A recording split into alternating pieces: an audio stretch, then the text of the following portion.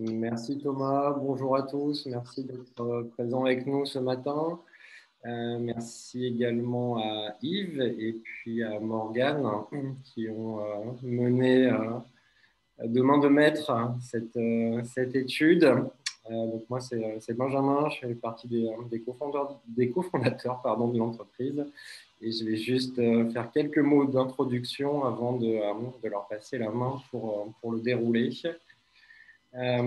Ceux qui nous connaissent depuis quelques années, en 2015, on avait initié une démarche de baromètre annuel et on avait pris l'angle d'interroger les salariés d'entreprise au regard des sujets RSE.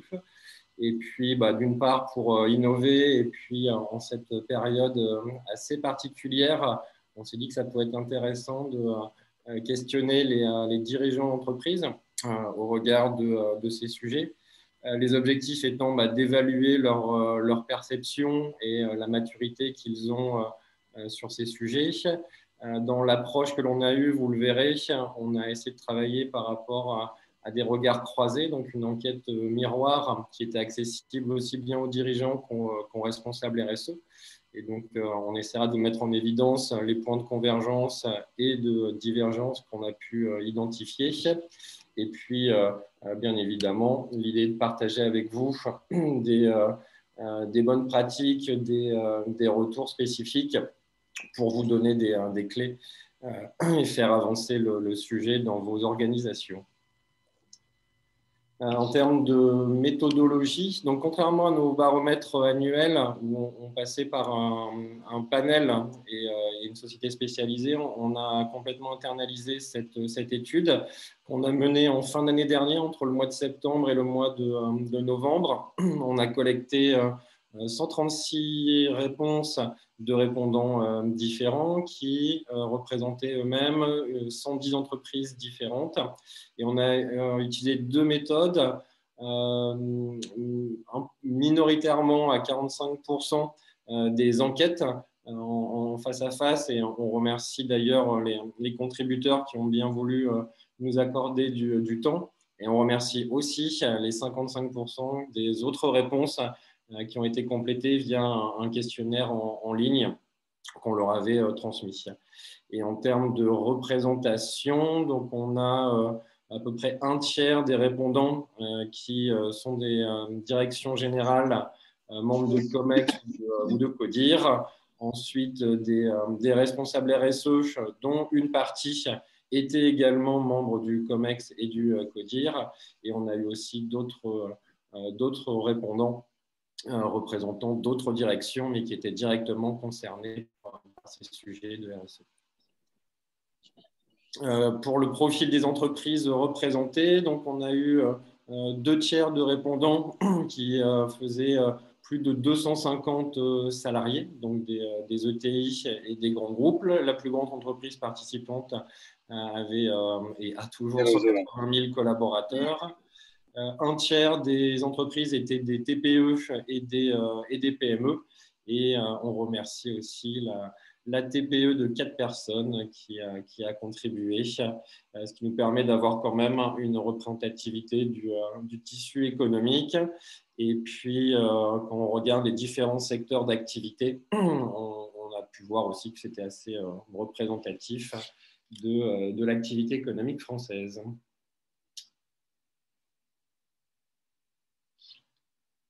Oui, parfait.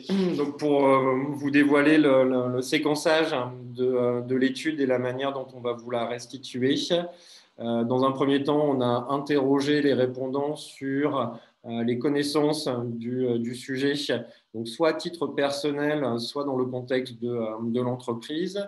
On les a questionnés sur l'organisation autour de la RSE dans leur entreprise en termes de gouvernance et de ressources allouées, que ce soit des ressources humaines ou des ressources financières.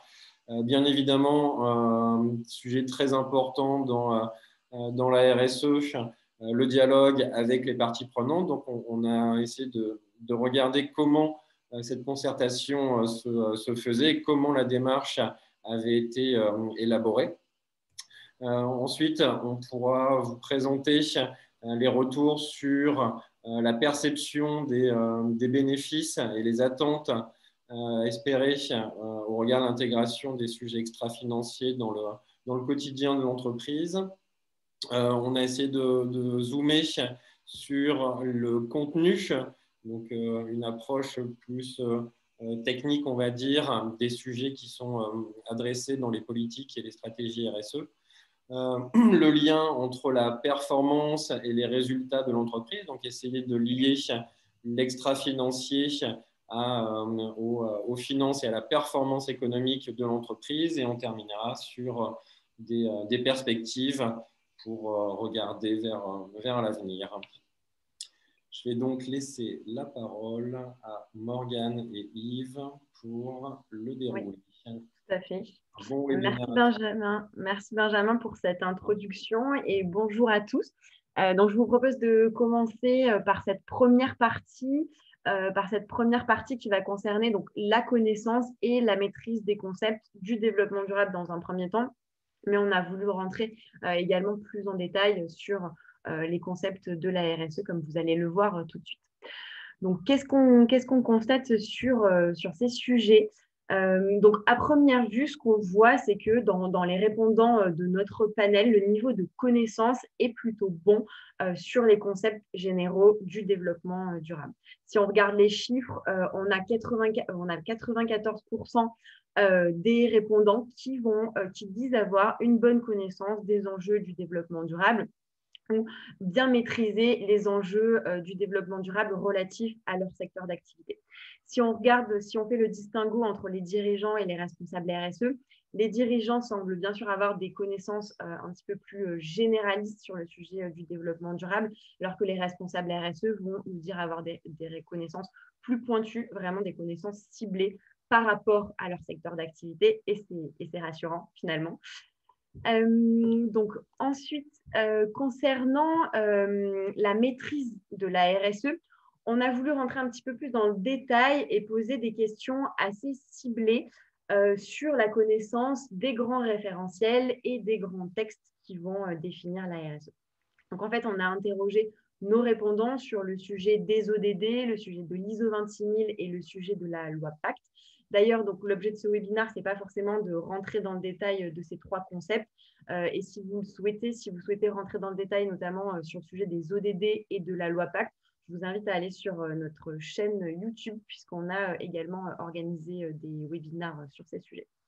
Donc, qu'est-ce qu'on voit, qu'est-ce qu'on remarque sur ces questions? Quand on rentre dans le détail de ces sujets, ce qu'on voit, c'est déjà dans un premier temps que le sujet des ODD est beaucoup plus connu que le référentiel de l'ISO 26000 et que le lien entre la RSE et la loi Pacte. Donc, quand on regarde les ODD, peut-être un petit rappel, même si d'après cette étude, les ODD semblent vraiment bien connus par les répondants. Donc, les ODD, c'est un programme qui a été adopté par les États membres des Nations Unies en 2015 pour protéger la planète, les populations et garantir la prospérité et la paix sur la planète. L'idée de ce programme, c'est de définir 17 objectifs pour transformer le monde à horizon 2030. Donc, ce qu'on voit dans les résultats de cette étude, c'est qu'on a 84% des responsables RSE et 60% des membres de la direction qui disent maîtriser ou avoir une bonne connaissance du sujet des ODD. Et donc, globalement, on voit que c'est un sujet plutôt assez bien connu. Et il faut le dire, cela est dû notamment aux efforts de communication qu'il y a eu autour des ODD. C'est vrai que sur les ODD, on a une information qui est en accès libre sur Internet, un contenu qui est facilement accessible, facilement lisible, et également il y a eu de grandes campagnes de communication, notamment en France sur le sujet des ODD, des campagnes de communication auprès du grand public, auprès des entreprises également. Donc là, on est sur un sujet bien connu. Par contre, on constate que sur les autres, sur le sujet de l'ISO 26000 et sur le sujet de la loi Pacte, on a une moins bonne maîtrise de ces deux sujets. Et notamment, on a une partie du panel, 5% des répondants, qui ne connaissent pas ces thématiques, qui n'en ont jamais entendu parler. Donc, sur l'ISO 26000, petit rappel, l'ISO 26000, c'est vraiment un référentiel qui a pour vocation référentiel ISO qui a pour vocation d'aider les organisations à contribuer aux grands principes du développement durable. C'est un référentiel non certifiable, mais par contre, on a la plupart des certifications et des labels RSE qui sont construits sur les grands principes de l'ISO 26000. Donc, il est assez surprenant de constater que seuls 61% des responsables RSE disent bien maîtriser ce sujet et 20% des membres de la direction disent connaître, avoir une maîtrise ou une bonne connaissance de l'ISO 26000. Ça peut s'expliquer parce que c'est un référentiel qui est un petit peu moins accessible que les ODD, déjà payant. Ensuite, on est sur un référentiel qualité, donc avec un jargon qualité à décrypter, à s'approprier. Concernant les évolutions apportées par la loi Pacte, donc là, on est à peu près sur le même niveau de connaissance, 60% des responsables RSE qui vont connaître les évolutions RSE apportées par la loi Pacte. Et là, on voit qu'on a quand même un meilleur niveau de connaissance des membres de la direction. C'est logique puisque la loi Pacte, c'est une loi qui apportait pas seulement des modifications sur les sujets de la RSE, mais c'est une loi relative à la croissance, à la transformation des entreprises. Donc, ceci peut expliquer cela. Donc, ce qu'on voit quand même au travers de ces résultats, c'est que la fonction de la RSE concentre la plupart des connaissances sur le sujet de la RSE. Et si on met ça et si on relie ça au fait que souvent les équipes RSE, comme on va le voir dans la suite de l'étude, sont des équipes de taille réduite, 1 ou 2 personnes implantées au niveau du siège de l'entreprise, le fait que ce soit ces personnes en particulier qui centralisent les connaissances sur le sujet de la RSE, ça peut justement être un frein au développement de la RSE dans l'entreprise. Ce qu'on en conclut, c'est qu'il y a vraiment un fort enjeu d'acculturation, d'information de la direction et des équipes pour diffuser le savoir sur ces domaines et créer une véritable dynamique. Donc ensuite, on a voulu interroger les répondants sur leur engagement personnel par rapport au développement durable. Donc, ce qu'on voit, c'est qu'il y a un intérêt notable pour le développement durable, comme vous le voyez sur ce graphique, et quel que soit le poste occupé.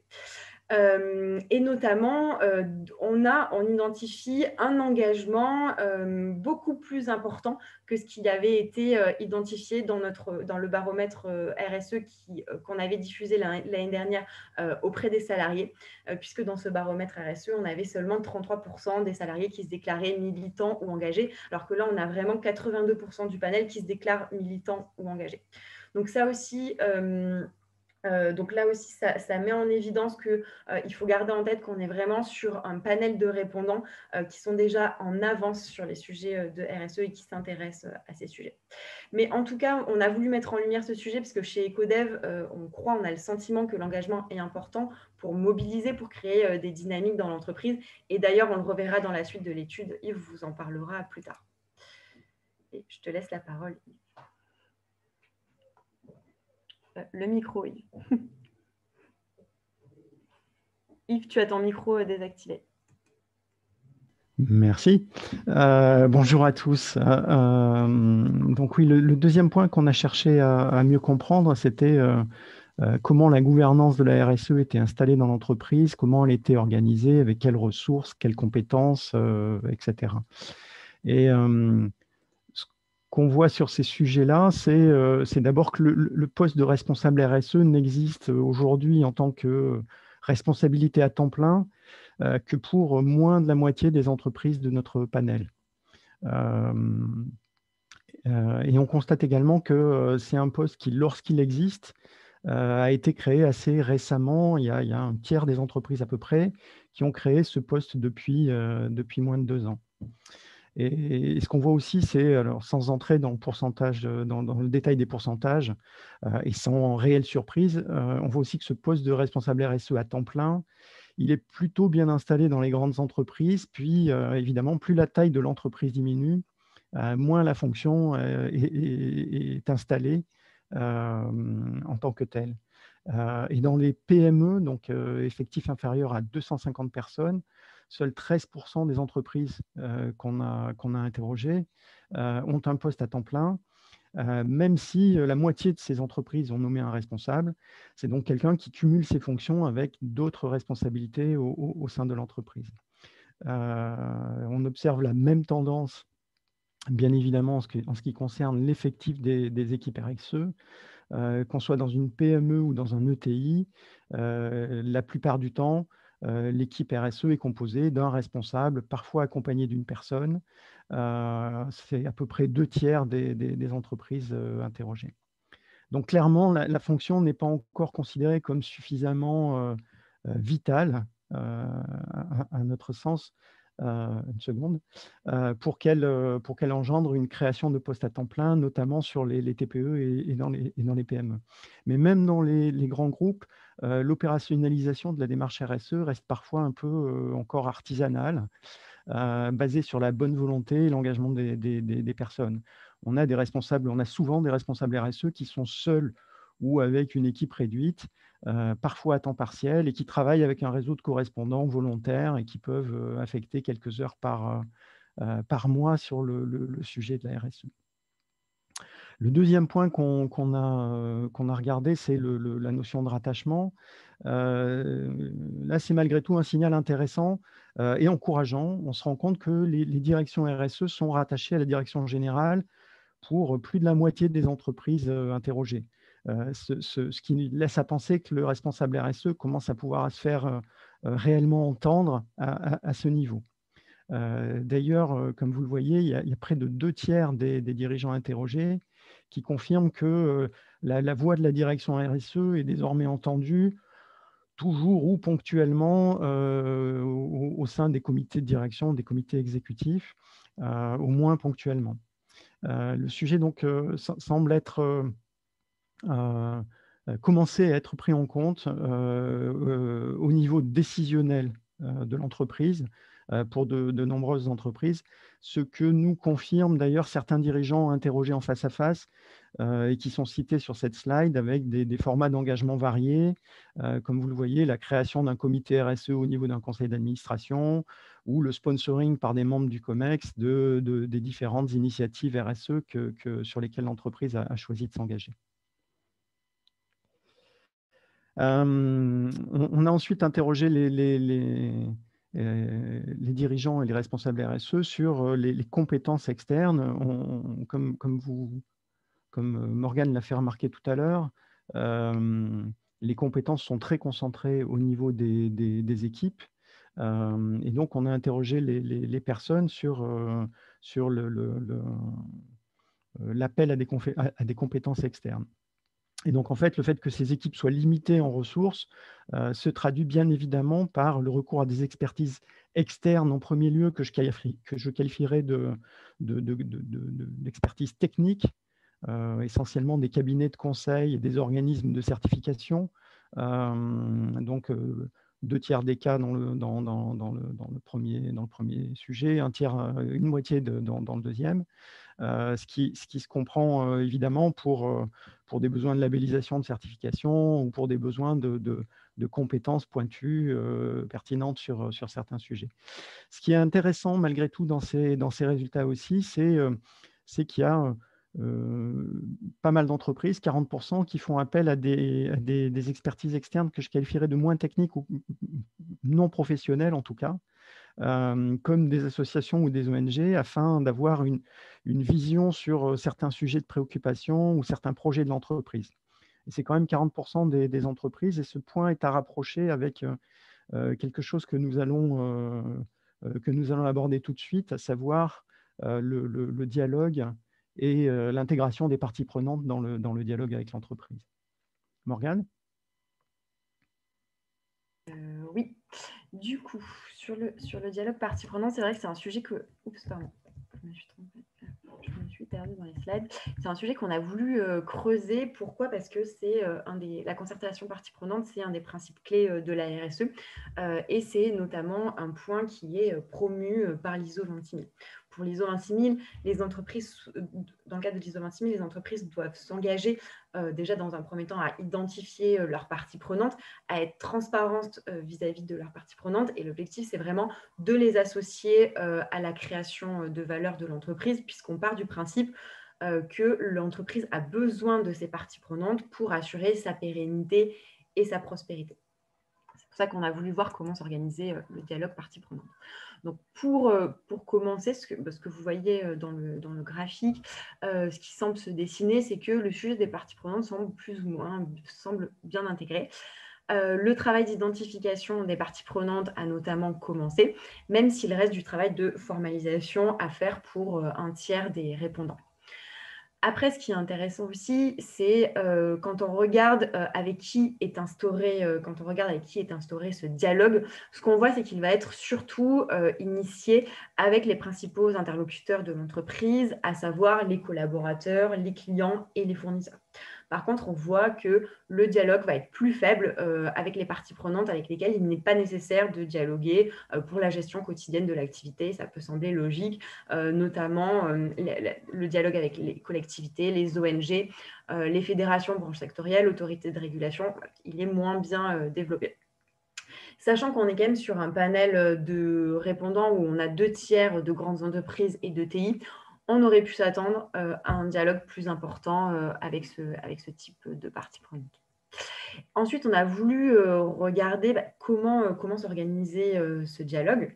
Ce qui ressort de ce graphique, c'est que pour la moitié du panel, on va rester sur des formats de dialogue assez classiques, de l'enquête, des entretiens, c'est-à-dire on imagine donc des solutions ponctuelles des parties prenantes sur des sujets bien précis. Par contre, si on regarde donc en bas du graphique, ce qu'on voit, c'est qu'il y a peu d'intégration pour le moment du dialogue partie prenante sur des réflexions plus poussées. Notamment, on voit qu'on a seulement 29% des répondants qui consultent leur partie prenante pour élaborer leur stratégie RSE ou élaborer leur raison d'être, et seulement 13% qui intègrent leur partie prenante dans des décisions stratégiques. Donc aujourd'hui, en ce qui concerne la concertation partie prenante, on est plutôt sur un mode de consultation plutôt que sur un mode de co-construction. Et pourtant, les bénéfices de la concertation sont loués par les entreprises, notamment dans les commentaires, dans les verbatims qui ressortent dans les questions ouvertes de l'enquête. Les répondants nous disent que le dialogue partie prenante est un enjeu important, qu'il est bénéfique pour l'entreprise, et on peut le comprendre parce qu'en fait, ce dialogue partie prenante permet vraiment de créer une phase d'itération, de prendre du recul par rapport aux pratiques de l'entreprise, et ça permet de sortir d'une réflexion auto-centrée sur les besoins uniquement de l'entreprise. Le dialogue partie prenante, on pense que c'est vraiment une phase qui est importante pour garder en tête les différents intérêts des parties prenantes et donc agir en faveur d'un projet plus universel. Et c'est en ce sens que le dialogue partie prenante donc, aurait tout intérêt à se développer et à être plus ambitieux.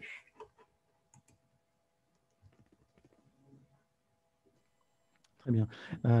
Ensuite, on s'est préoccupé de regarder la perception de la RSE par les dirigeants, les attentes qu'ils pouvaient avoir dans ce domaine, les jugements qu'ils portent sur leur maturité en termes de RSE, les bénéfices, les retours, le ROI, c'est un terme qu'on nous a souvent cité, qui était attendu. Je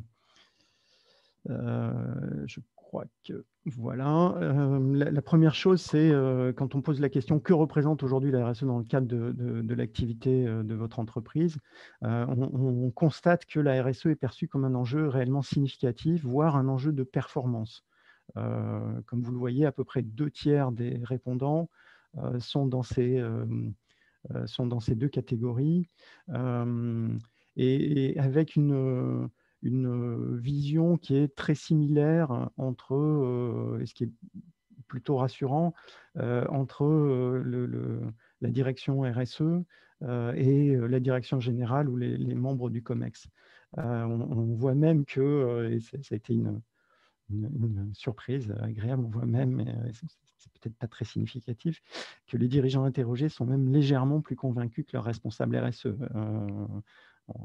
sur le sujet. Donc, c'est plutôt intéressant de constater à la fois cet alignement et cette cette conviction que l'enjeu est important pour l'entreprise et peut même devenir un levier de performance. Le chiffre qu'on a à retenir sur le sujet de la maturité des entreprises interrogées, c'est ce 78%. Si 20% des entreprises environ déclarent avoir mis en place des actions, mais n'avoir pas réellement structuré leur démarche, près de 80% de notre panel nous dit avoir pris en compte les sujets des RSE au travers d'une stratégie plus ou moins élaborée, plus ou moins intégrée aux opérations et à la stratégie de l'entreprise, mais en tout cas avoir une vision assez claire des enjeux sur lesquels elle souhaitait faire porter son engagement et des directions dans lesquelles elle souhaitait se porter. Le point qui est également important, c'est que l'étude a permis de mettre en évidence, on y reviendra tout à l'heure, un lien positif entre la mise en pratique de la RSE par l'entreprise, donc l'intégration et une stratégie plus ou moins intégrée, et la performance économique de l'entreprise. En résumé, les entreprises qui se disent performantes ou très performantes d'un point de vue économique sont aussi celles qui se disent performantes ou très performantes sur le sujet de la RSE. Bien évidemment, le sens de la causalité entre performance économique et pratique de la RSE n'est pas établi. Est-ce que la RSE permet d'améliorer les performances économiques de l'entreprise ou est-ce que les bonnes performances économiques de l'entreprise lui laissent quelque part la marge de manœuvre nécessaire pour mettre en place une stratégie RSE qui soit à la fois performante, pertinente et intégrée? C'est un débat qui n'est pas tranché. Mais on approche là, malgré tout, il nous semble, une question de performance globale dans laquelle on lie les enjeux de RSE et les enjeux économiques. Le point suivant, c'est à qui est destiné. Donc, on met en place une stratégie RSE. On est convaincu que la RSE est un sujet important pour l'entreprise. On met en place une stratégie plus ou moins élaborée pour progresser dans ce sens. Mais pour qui est-ce qu'on fait ces actions? À qui est destinée cette stratégie RSE de l'entreprise? À qui ou à quoi ou à quels besoins répond-elle? Et lorsqu'on pose la question des principaux bénéfices attendus par l'entreprise, on constate que les motivations sont en premier lieu liées aux salariés. La motivation, l'attractivité, la rétention des talents. Donc un gros focus sur les ressources humaines. Et puis on constate aussi que les motivations sont ensuite liées aux attentes des clients.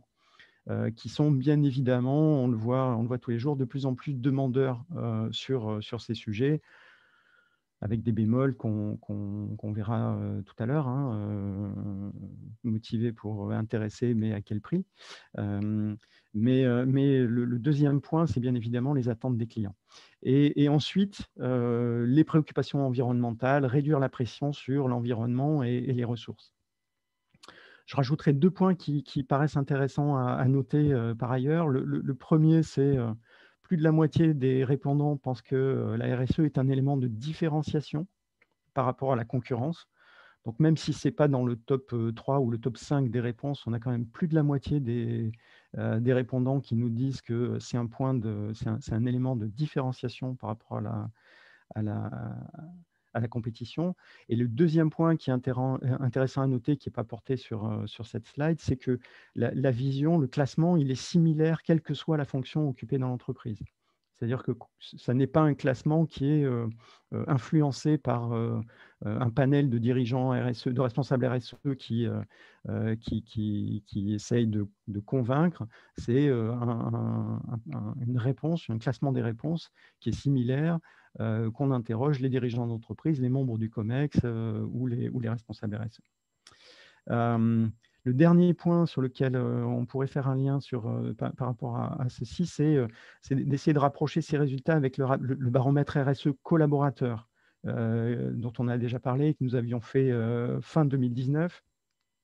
Dans ce baromètre, il indiquait qu'environ 2 tiers des salariés pensaient que la RSE est une démarche utile ou indispensable, et que 70% se disaient prêts à s'impliquer davantage dans la démarche RSE de leur société. Donc clairement, on voit là un alignement des préoccupations des dirigeants et un alignement des attentes des collaborateurs sur ce sujet. Ce qu'on voit aussi, c'est que, on a, comme Benjamin le disait, on a fait malgré tout près d'une moitié d'interviews en face à face, et puis dans les questionnaires, il y avait beaucoup de place pour laisser des commentaires. Donc, on a essayé de traiter ces commentaires. On voit aussi qu'il y a, sur un plan plus qualitatif, des interviews qui font ressortir d'autres enjeux, des enjeux autour de la pérennité de l'entreprise à moyen ou à long terme, bien évidemment son image, sa réputation, la confiance qu'on peut avoir en la marque, qui sont des sujets qui est un sujet assez classique et traditionnel sur le sujet de la RSE. Et puis l'innovation. La RSE peut amener à repenser certaines offres, essayer d'identifier certains marchés ou certains services. Et enfin, on a vu, et c'est intéressant, parmi les dirigeants, on a rencontré des dirigeants qui ont une volonté de donner du sens et de trouver ou de retrouver un sentiment de fierté par rapport au projet d'entreprise qu'eux-mêmes dessinent, et qu'on retrouve également par rapport aux collaborateurs, hein, un sentiment de fierté, d'appartenance, d'adhésion des collaborateurs sur ces sujets-là. Morgane, je te passe la suite. Tout à fait. Donc ensuite, on a vraiment voulu se pencher sur le contenu de ces démarches RSE. Donc, qu'est-ce que les répondants à notre enquête ont mis en place. Et donc, pour commencer, on a interrogé les répondants sur la raison d'être. On voit dans ces chiffres, hein, on voit les tendances, on voit que la raison d'être est un sujet qui a pris de l'essor depuis la promulgation de la loi Pacte en mai 2019. Et près de 2 ans donc après l'arrivée du concept de raison d'être dans la loi française, ce que nous dit ce graphique, c'est que les entreprises, ou du moins les répondants, semblent s'être bien appropriés ce sujet, puisqu'on a 2/3 des répondants qui disent avoir travaillé ou avoir prévu de travailler sur le sujet de la raison d'être. Donc cet engouement, il est positif. Il illustre une volonté en fait d'intégrer la RSE dans une démarche plus globale et notamment d'aller au-delà, d'affirmer que la RSE contribue, d'affirmer que l'entreprise contribue à un intérêt collectif dans le cadre de sa vision long terme. Donc ce point est très positif puisque la raison d'être, au sens de la loi Pacte, bien sûr, puisque certaines entreprises ont pu définir une raison d'être telle qu'une vision sans intégrer forcément des sujets sociaux ou des sujets environnementaux. Mais la raison d'être, au sens de la loi Pacte, véhicule cette volonté d'inscrire les défis environnementaux et sociaux dans la stratégie globale de l'entreprise, dans un but de transformation de la société au travers de l'activité des entreprises. Donc voilà, on retiendra vraiment ce chiffre des 2/3. Ensuite, donc on s'est penché sur les thématiques qui étaient traitées dans le cadre des démarches RSE. Donc là, on a repris, vous reconnaîtrez les 7 questions centrales de l'ISO 26000. Et donc, ce qu'on remarque, ce qu'on voit, c'est que les sujets qui sont les plus présents dans les démarches RSE des entreprises du panel vont être les sujets environnementaux, les sujets liés aux ressources humaines, les sujets liés aux liens avec les communautés, et en 4e position, donc pour plus de la moitié du panel, les sujets clients. Donc, si on prend ces 4 thématiques qui sont traitées par plus de la moitié des répondants du panel, ce qu'on voit, c'est qu'on a 2 sujets vraiment très auto-centrés sur le business, donc les sujets RH et les sujets clients, mais qu'on a également 2 sujets qui sont là pour essayer d'améliorer l'impact de l'entreprise sur la société, notamment donc, au travers des actions sur l'environnement et des actions auprès des communautés. Donc, on imagine que ces engagements sociétaux sont encouragés par les attentes des parties prenantes, notamment par les attentes des clients et des collaborateurs. Ensuite, ce qu'on remarque, c'est que vraiment, on a quand même les actions sur le thème de l'environnement qui se démarquent dans le cadre des démarches RSE.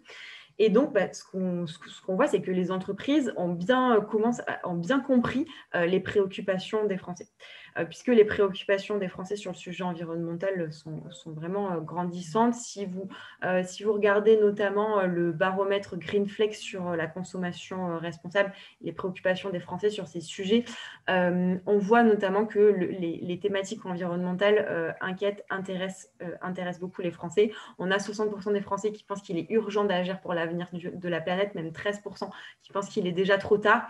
Donc les entreprises ont bien compris les préoccupations de leurs parties prenantes sur ces sujets et travaillent sur ces sujets environnementaux, notamment, on peut le penser, pour améliorer leur image et leur attractivité. Par contre, si on regarde les sujets qui sont moins bien pris en compte dans les démarches RSE, on va trouver le sujet de la gouvernance, la loyauté des pratiques et le sujet des droits de l'homme. On peut se demander pourquoi. Bien sûr, on n'a pas forcément la réponse définitive, mais on peut penser que ces sujets sont moins visibles dans l'activité de l'entreprise, plus complexes également à traiter, car ils nécessitent une vraie remise en question en profondeur des pratiques de l'entreprise, et peut-être également que certains sujets concernent moins nos entreprises du panel, comme le sujet des droits de l'homme par exemple, puisqu'on a 60% des entreprises du panel qui opèrent en France, donc peut-être moins concernées par ces thématiques-là. En tout cas, ce qu'on avait pu constater dans les retours des collaborateurs qui avaient été interrogés dans le baromètre RSE paru en fin d'année 2019, c'est que les collaborateurs, les salariés d'entreprise, autour de 60% des salariés d'entreprise déploraient que la RSE touchait uniquement quelques fonctions et n'avait pas de véritable portée transformative. Et du coup, c'est là qu'on voit l'intérêt de travailler notamment ce sujet de la gouvernance, l'intérêt que les entreprises s'approprient mieux ce sujet de la gouvernance pour permettre de mieux diffuser la RSE plus largement dans l'entreprise, vraiment au cœur de ses choix stratégiques et de son organisation managériale. Ensuite, donc, au-delà des démarches RSE, donc, on a voulu regarder ce qui était fait donc, vraiment au niveau du modèle d'affaires, au niveau des offres. Donc, on a voulu voir si ces engagements se traduisaient dans les offres de l'entreprise. Donc, ce qu'on voit là, c'est qu'on a d'un côté seulement 8% des répondants du panel qui n'ont pour l'instant pas du tout intégré la réflexion au niveau de l'offre de services ou de produits. De l'autre côté, on voit qu'on a 13% des entreprises qui nous disent avoir une réflexion globale sur l'intégralité de leurs produits et de leurs services, donc un chiffre encourageant. Et par contre, entre les deux, donc ce qui représente la plus grande partie des répondants, 61% qui disent proposer des offres responsables, certaines offres responsables. Donc, il faut rester vigilant sur ce chiffre parce que on ne sait pas ce qu'il y a derrière, derrière cette réponse. La question telle qu'elle était posée ne nous permet pas de dire est-ce qu'on est sur une offre d'affichage ou est-ce qu'on est sur plus. Donc, il y aurait certainement un distinguo à faire pour affiner un petit peu ces résultats. En tout cas, ce qu'on voit, c'est que les offres, globalement, les entreprises commencent à avancer sur ces sujets-là. Elle commence du coup à avancer sur l'intégration des thématiques de la RSE à leurs offres et à leurs produits. Pourtant, quand on regarde vraiment dans les commentaires, ce qui ressort dans les commentaires des répondants, on voit qu'il y a encore certains freins au développement de ces offres responsables. En fait, ce qui ressort, ça va être le manque d'attente des clients ou des donneurs d'ordre. Donc là, on voit que par rapport aux chiffres que je vous ai donnés tout à l'heure sur le baromètre Greenflex sur la consommation responsable, on voit que c'est quand même à nuancer, puisque ce qui ressort dans le baromètre Greenflex sur la consommation responsable, c'est qu'on a vraiment de grandes attentes des Français sur ces sujets. Donc la question, elle est peut-être plutôt de savoir sur ce sujet de l'offre et des produits, comment véritablement mesurer les évolutions des attentes des clients pour adapter l'offre en conséquence. Est-ce qu'on s'y prend bien justement pour mesurer les attentes des clients sur ces sujets? Ensuite, concernant les démarches RSE, on a voulu regarder quelles étaient les ambitions de progrès des répondants du panel. Donc, ce qu'on voit, c'est que le baromètre RSE auprès des salariés avait mis en lumière de fortes attentes des collaborateurs vis-à-vis de la direction générale. Ils attendaient vraiment qu'il y ait une impulsion de la direction générale sur ces sujets. Et les chiffres aujourd'hui de cette étude nous montrent que la volonté des dirigeants est bien là. Même si on voit que c'est toujours les dirigeants, ça va être toujours les directions RSE qui tirent ces sujets vers le haut, les directions affichent une vraie volonté de progrès ou de différenciation dans le domaine de la RSE, donc pour près de 85%. Et c'est important de voir qu'il y a de vraies attentes et que ça répond justement aux attentes des collaborateurs. Ce qu'on a pu noter en parallèle, c'est que ce sujet avait été bien compris, notamment par les directions RH. Il y a une étude d'ailleurs qui a été menée donc, auprès des dirigeants RH sur leurs attentes et leurs priorités pour 2021. Et on voit que malgré la crise sanitaire et toute la difficulté que ça a impliqué donc, au niveau de la gestion, toutes les difficultés que ça a pu impliquer au niveau de la gestion des collaborateurs, des mesures de prévention, on voit que la RSE sera le second sujet de préoccupation pour les DRH en 2021. Donc, un sujet qui commence à faire son chemin dans les directions d'entreprise. Donc, ensuite, ce qu'on a voulu voir, c'était donc en termes d'objectifs de progrès, à quelle échéance les entreprises se projetaient. Ce qu'on voit, c'est que les entreprises ont défini des objectifs de progrès plutôt à court et moyen terme, 1 à 3 ans, et qu'on a pour l'instant encore seulement une petite minorité du panel, 18% des entreprises qui se projettent à plus de 3 ans concernant leurs ambitions RSE.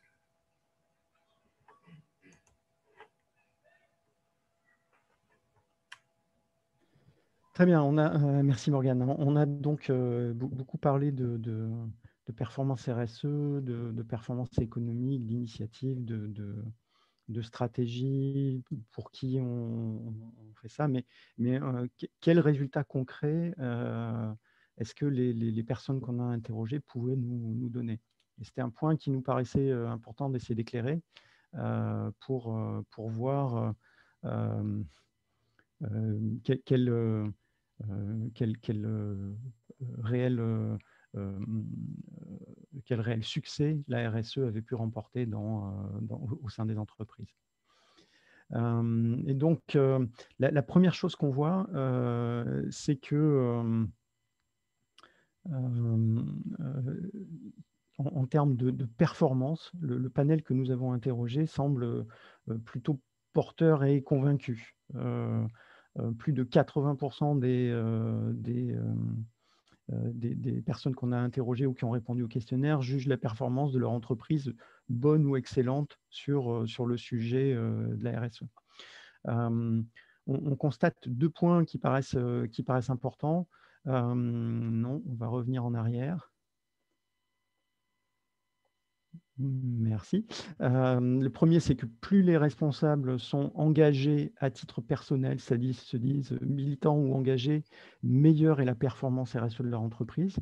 Donc, en clair, si le dirigeant possède la vision, il impulse le fait de transmettre cette vision à son entreprise. Donc, un dirigeant convaincu va permettre à l'entreprise de progresser. Et la deuxième, on l'a déjà dit, c'est lorsque la performance est jugée excellente, la maîtrise des enjeux du développement durable par rapport au secteur est plus élevée. En clair, plus les équipes maîtrisent le sujet et se l'approprient, et plus elles sont performantes. Alors, on a cherché aussi à savoir s'il y avait une corrélation entre le budget dédié à la RSE et la performance RSE perçue. Je vous avoue qu'on aurait adoré établir cette corrélation. Ça aurait été une aubaine pour un cabinet de conseil.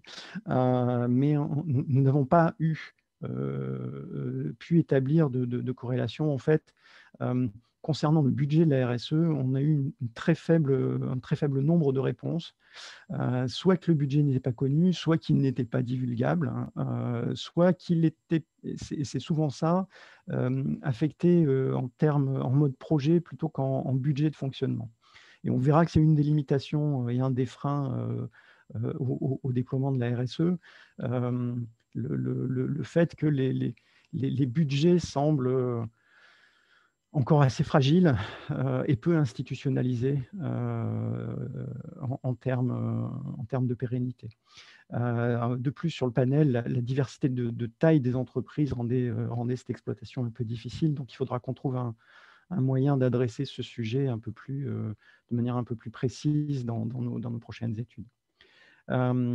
L'autre point, j'en ai déjà parlé, c'est le fait qu'il existe un lien positif entre la mise en pratique de la RSE et la performance économique, même si, comme on le disait tout à l'heure, le sens de causalité n'est pas établi. Par contre, on a posé la question également sur le sujet de l'innovation et de la performance d'innovation que voyait l'entreprise. On n'a pas trouvé de corrélation entre performance d'innovation et performance RSE. Donc, on a une interrogation sur ce sujet et on tentera de mieux cerner ce sujet et de préciser cela dans nos prochaines enquêtes. Ensuite, dans les résultats qu'on obtient, on constate que des résultats concrets sont obtenus dans des domaines très divers au sein de l'entreprise, mais que ces résultats restent souvent à consolider. Certaines entreprises nous avouent ne pas avoir encore identifié de réussite majeure apportée par la RSE, et d'autres nous parlent de boules de neige qui se transforment en avalanche avec vraiment des effets très encourageants. Donc, le sujet semble très ouvert. Le sujet RH, dans les tendances qu'on observe, le sujet RH semble réellement important, on l'a vu. La RSE contribue au dialogue social, à la mobilisation des équipes, la fierté d'appartenance des collaborateurs, leur implication et également l'attractivité de l'entreprise. Ce point est d'ailleurs confirmé, Morgane le mentionnait, par la récente enquête de la NDRH qui positionne la RSE comme le deuxième sujet principal de préoccupation, je crois, des DRH en 2021.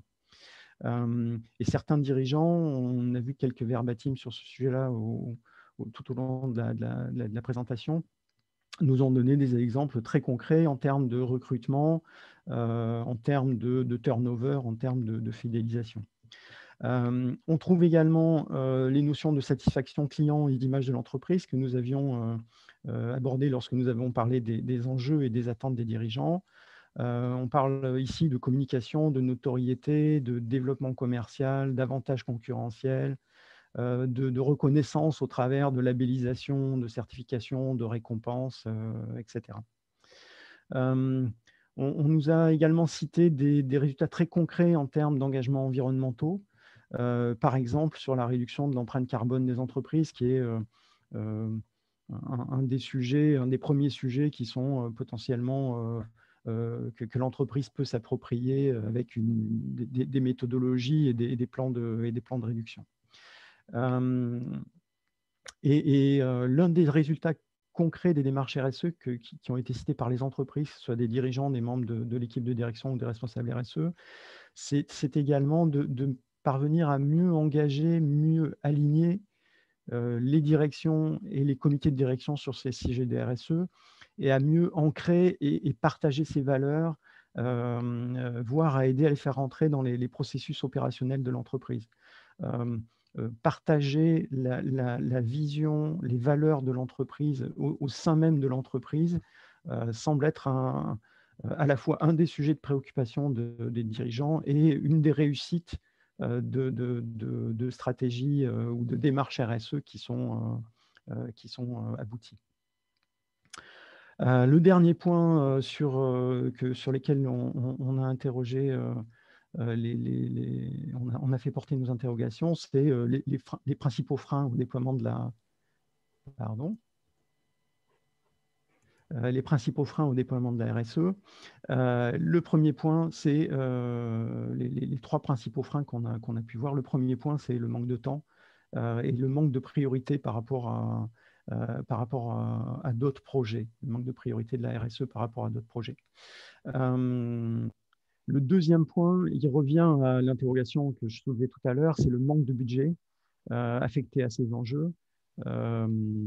Donc, j'ai vu un commentaire qui dit la RSE est diffuse au sein de l'entreprise. Oui, pour autant, quand on veut faire avancer certains projets, on a vraiment besoin de budget. Il serait inconcevable de dire les RH, c'est un sujet transverse à l'entreprise, donc il n'y a pas de budget affecté aux RH. Donc, je pense que c'est un des vrais freins. Pour faire avancer certains sujets, il faut pouvoir les actionner. Et enfin, le dernier point, c'est le manque d'intérêt du management intermédiaire. On a vu des dirigeants convaincus, des membres du COMEX convaincus, on a vu des responsables RSE convaincus et moteurs sur le sujet. Le point faible semble être l'arbre de transmission de tout ça. Et ce point recoupe d'ailleurs lui aussi le baromètre RSE collaborateur, où la direction générale était perçue comme un moteur dans l'avancée des projets, alors qu'on voyait plutôt des managers qui étaient perçus comme passifs ou se contentant de relayer des informations descendantes et sans réellement s'approprier le sujet. Ce manque de priorité et d'implication de la part du management intermédiaire était d'ailleurs dans ce baromètre également ressorti comme le frein principal à la diffusion de la RSE dans l'entreprise. Mais malgré tout, évidemment qu'il y a des freins. Il ne faut pas nier également la difficulté à intégrer ces notions dans tout ce qui est management opérationnel. Comme nous l'ont rappelé certains membres de comité de direction, intégrer ce sujet dans les mécanismes opérationnels de l'entreprise, ça demande malgré tout une mécanique qui n'est pas triviale à intégrer.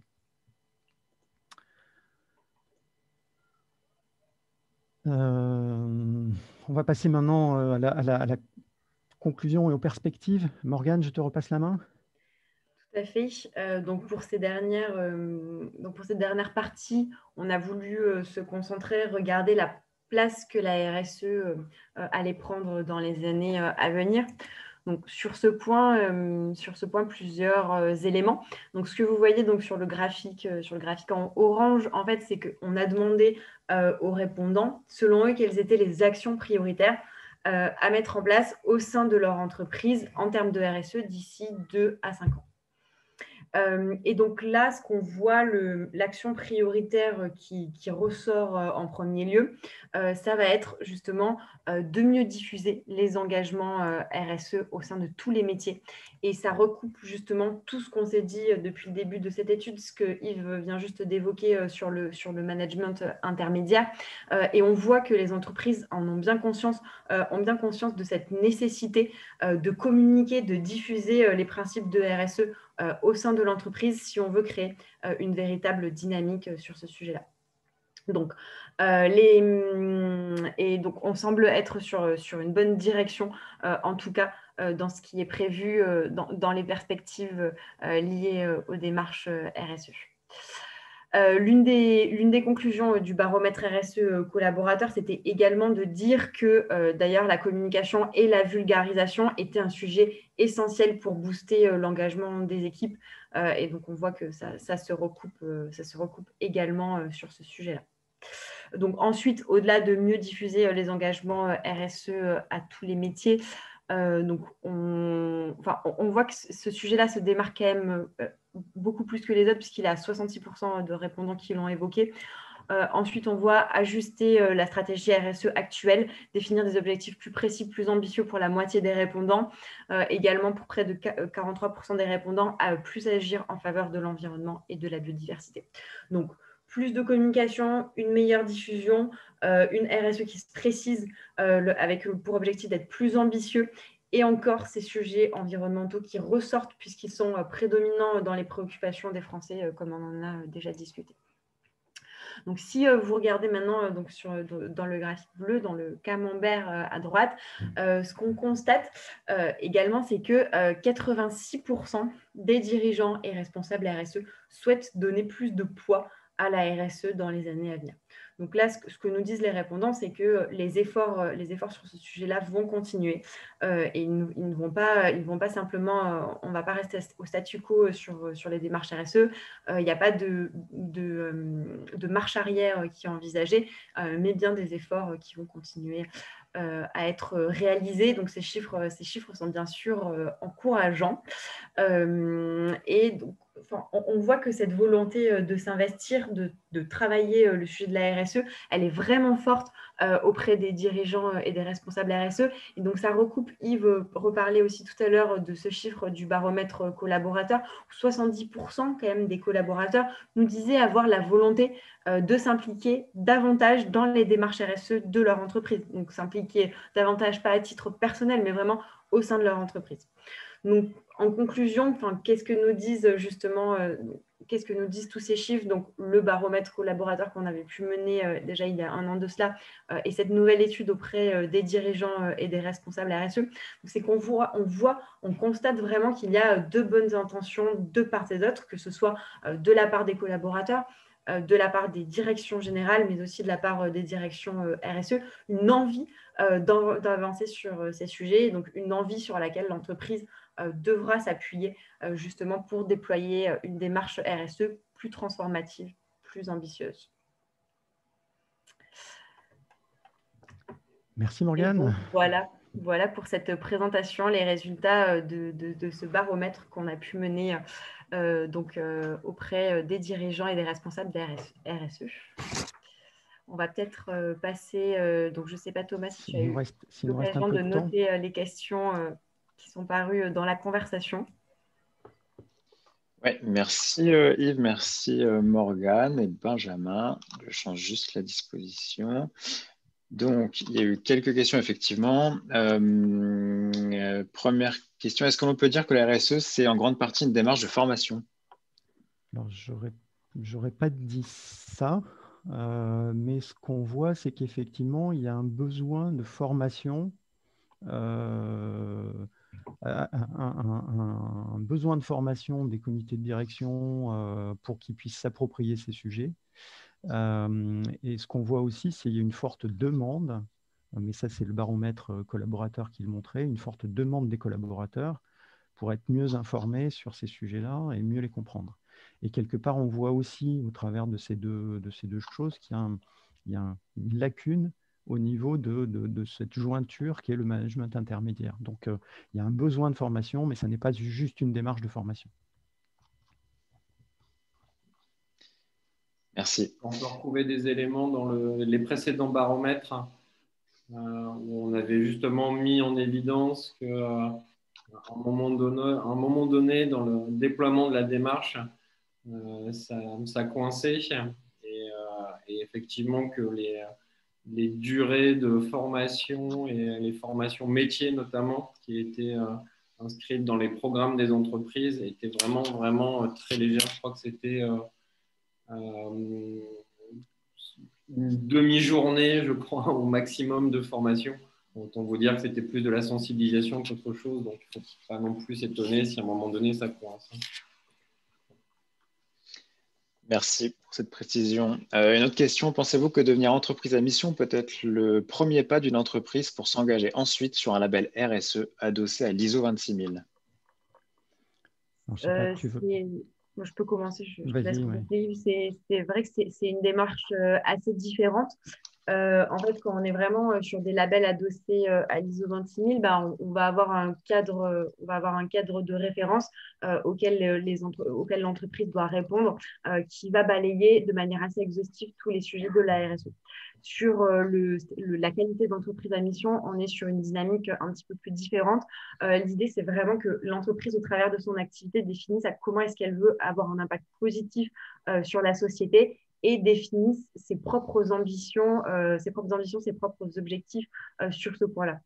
Donc, bien sûr que l'engagement pour devenir entreprise à mission peut initier un début d'engagement RSE plus globale. Mais par contre, on ne va pas être dans une démarche exhaustive qui va forcément permettre d'aller derrière vers une labellisation. Oui. Je rajouterais que dans la progression, je pense que devenir une entreprise à mission est quelque chose qu'il faut mûrir peut-être. Si on n'a pas déjà une stratégie RSE, si on n'a pas déjà réfléchi à ces sujets-là, c'est peut-être un peu ambitieux comme premier pas. Merci. C'est peut-être la bonne démarche à mener dans l'autre sens. Merci. Alors, je regarde s'il y a d'autres questions. Je reprends depuis le début. Hop. Une question sur le mécénat. Comment le pratiquent-elles les entreprises? Est-ce qu'elles impliquent les collaborateurs? Mécénat financier ou plutôt mécénat de compétences? Vous avez des données là-dessus? Alors, j'avoue qu'on n'a pas posé cette question-là. Personnellement, dans les entretiens, les interviews que j'ai faites, il y a pas mal d'entreprises qui nous ont parlé de mécénat, de fondation et effectivement de l'implication des collaborateurs. Mais je n'ai vraiment pas de données agrégées pertinentes sur le sujet. Désolé. Peut-être Benjamin, dans tes entretiens à toi? Non, je n'ai pas creusé le sujet. Non. On pourra faire une autre enquête sur le sujet. Une autre question sur l'offre responsable. C'est quoi une offre responsable? Y a-t-il une définition objective et comparable? Donc, la personne qui pose la question parle de définition SMART avec des critères de responsabilité sur une offre commerciale. Alors, on a dans le questionnaire, si je me souviens bien, quand on a parlé de ces choses-là, on a dit intégrer au moins un critère RSE dans la conception de l'offre. Donc, en gros, pas uniquement la fonctionnalité et le prix, mais intégrer des critères soit environnementaux, soit sociétaux, etc. On n'a pas poussé beaucoup plus loin le sujet. Effectivement, c'est un point qui nous paraît, comme le disait Morgane quand elle a présenté ce point-là, ça nous paraît important d'essayer de mieux cerner ce sujet-là parce que c'est tellement facile de dire j'ai mis 3% de plastique recyclé dans mon produit et donc j'ai une offre responsable sans me préoccuper des 97% restants et de tous les autres aspects. Il faut effectivement être un peu méfiant sur ce sujet-là. Donc il faudra qu'on creuse sans doute ce point dans nos prochaines versions. Merci. Est-ce qu'il y a un Benjamin ou Morgane, vous avez des compléments? Non. Benjamin, on ne t'entend pas. Yves était parfait. Génial. Merci. Donc, le temps, du coup, on va s'arrêter là. Si jamais vous avez d'autres questions. Moi, j'ai vu une question passer sur comment on fait le lien entre performance économique et performance RSE. Je pense qu'elle est importante à prendre. On a simplement posé une question aux entreprises sur 3 axes. Comment est-ce que vous jugez votre performance économique par rapport à vos concurrents? Comment vous jugez votre performance RSE et comment vous jugez votre performance en termes d'innovation, avec une échelle qui était pas bon, moyen, enfin, etc. Et on se rend compte simplement que les entreprises qui se disent, donc on peut faire des tableaux à 2 entrées, performance RSE, performance économique, ou performance RSE et performance innovation, et on se rend compte simplement que les entreprises qui se disent performantes ou très performantes dans un cas sont en gros, on se retrouve toujours dans les mêmes cadrans. Donc on n'a pas d'indicateur extrêmement fin pour dire si ma performance économique est de X%, ma performance RSE est de Y%. Par contre, on voit bien que les entreprises qui répondent être performantes sur un sujet répondent être également performantes sur l'autre. Donc voilà, c'est assez basique comme critère, mais malgré tout, ça permet d'être assez significatif sans rentrer dans des mécanismes qui seraient un peu compliqués à exploiter par la suite, à savoir si quel niveau de performance financière l'entreprise atteint, etc. Merci Yves pour cette dernière question. Du coup, on s'arrête là. Si jamais vous avez d'autres questions, n'hésitez pas à nous envoyer un petit mail. On y répondra avec plaisir.